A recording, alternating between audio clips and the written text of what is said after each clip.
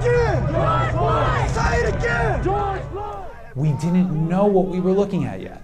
We weren't sure what we were looking at. We just knew that there was quite a lot of frustration and anger over something that happened that struck a chord, a very deep chord.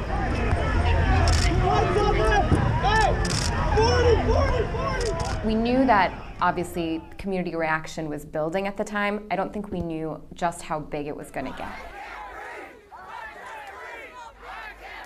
It almost seemed like I was in the middle of some movie, but this was reality. Several hundreds, if not thousands, of people outside trying to burn the front of the building.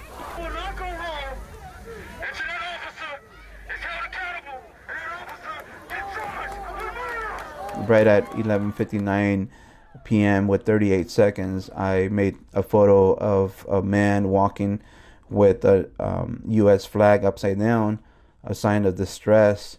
That to me kind of allowed me to show the world not only what it looked like, but what the feelings were at that time in Minneapolis. Together we stand, right? Together! There's an honesty in chaotic situations.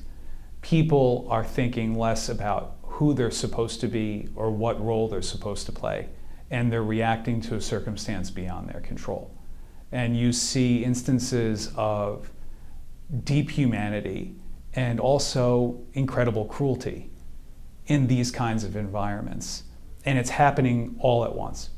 If you're somewhat attracted to making sense out of chaos, like I am, for whatever reason that is, these kinds of assignments lend an opportunity to try to make sense of a world that is desperately trying to right itself and failing all the time in a very human way.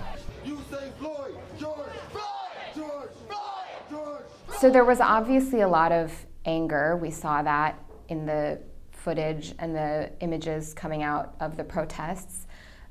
But I also saw a lot of sadness. There was a lot of grief within the community, particularly, you know, what is now known as George Floyd Square, the site outside of Cup Foods, where George Floyd was killed. There was a memorial, a makeshift memorial that just began to grow and grow and grow.